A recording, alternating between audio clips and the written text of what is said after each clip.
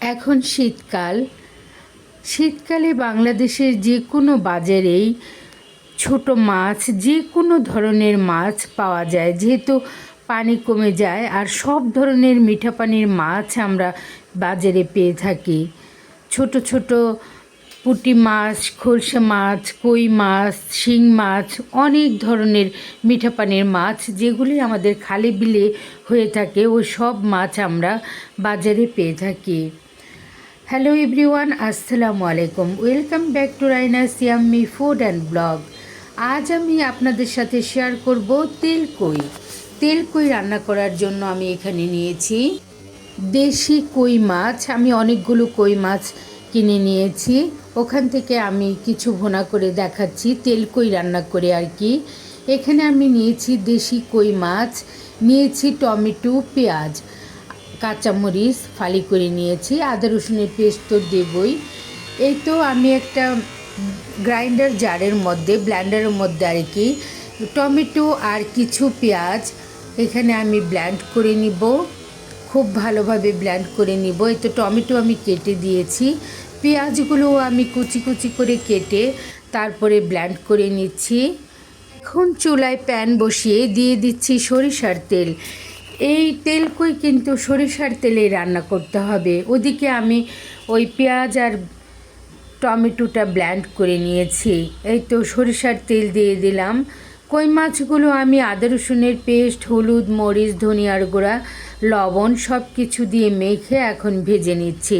যেভাবে আমরা সাধারণ মাছ ভেজে থাকি ঠিক ওই মশলাই ভেজে নিচ্ছি।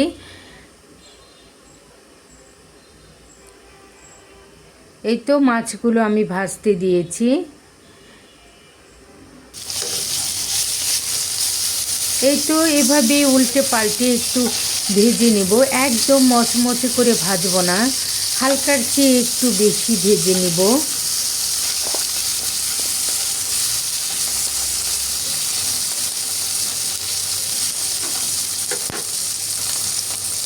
মাছগুলো ভেজে এখন নামিয়ে নেব। এই তো আমার মাছ ভাজা হয়ে গেছে, এখন নামিয়ে নিচ্ছি।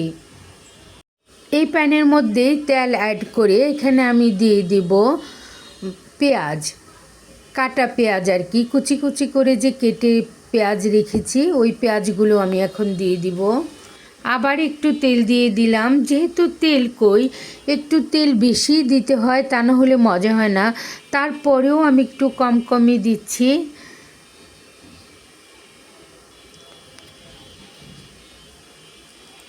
এখন এখানে পেঁয়াজগুলো আমি ভেজে নিচ্ছি। এখানে কিন্তু আমি কাঁচামরিচ দিব না।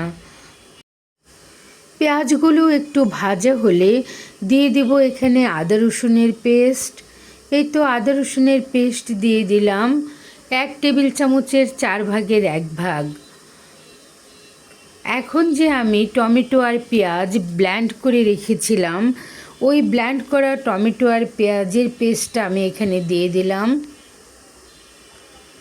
দিয়ে এখন এই মশলাটা খুব ভালোভাবে কষাবো। দিয়ে দিচ্ছি জিরা পাউডার 1 টেবিল চামচের 8 ভাগের 1 ভাগ, খুবই কম, যেহেতু আমি অল্প করে তেল করে রান্না করছি। দিয়ে দিলাম পরিমাণ মতো লবণ, দিয়ে দিলাম হলুদ, মরিচ, ধনিয়ার গুঁড়া আধা টেবিল চামচ, সব মিলিয়ে। এখানে আমি একটু তেল কই যেহেতু একটু ঝাল হইতে হয়, তাই একটু লাল মরিচের গুঁড়া দিলাম। আমি যেহেতু কাঁচামরিচ অ্যাড করব না, তাই ঝাল লাল মরিচের গুঁড়া এখানে আমি 1 টেবিল চামচের 8 ভাগের 1 ভাগ দিয়ে দিলাম। আমরা আর কি যে যেমন ঝাল খেতে পছন্দ করি ঠিক ওরকমই দিব। আমি একটু ঝাল ঝাল চাচ্ছি তাই ওইভাবেই দিয়ে দিয়েছি। এখন মশলাটাকে খুব ভালোভাবে কষিয়ে নিচ্ছি।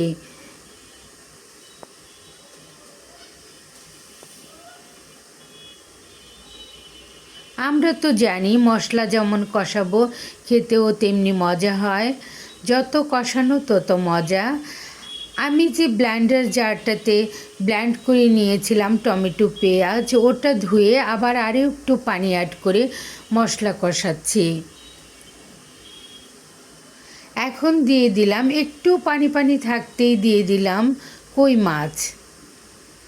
মাছগুলো খুব বড় ছিল না, মাঝারি ছিল, দেশি কই, খুবই মজার। এখন শীতকাল, বাজারে অ্যাভেলেবেল পাওয়া যাচ্ছে।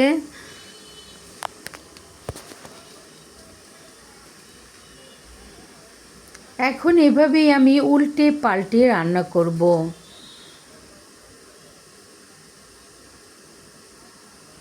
রান্নাও হবে আর মশলার সঙ্গে মাছটা কষানো হয়ে যাবে। নাড়াচাড়া করে কষিয়ে, ভালোভাবে কষিয়ে হালকা হাতে এখন এখানে আমি আবার একটু পানি অ্যাড করব।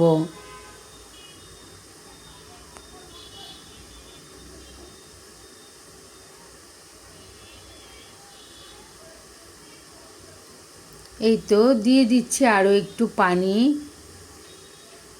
ঝোল তো দিব না, মাখা মাখা করব। তিলকই সাধারণত মশলাটা গা মাখা হয়ে থাকে, খেতে খুবই মজার এই রেসিপিটা।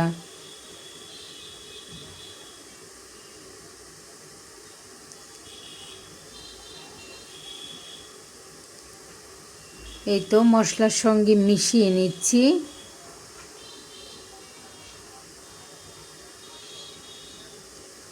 এখন একটু ঢেকে দিব। আমি কিন্তু লো আঁচে রান্না করছি।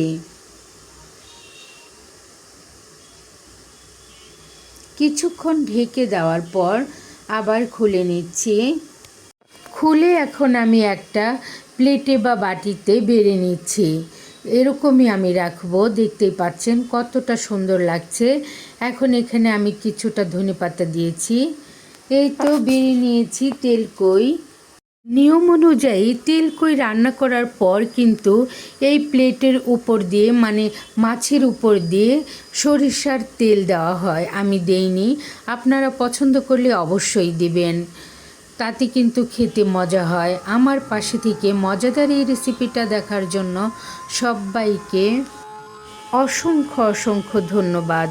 আসসালামু আলাইকুম।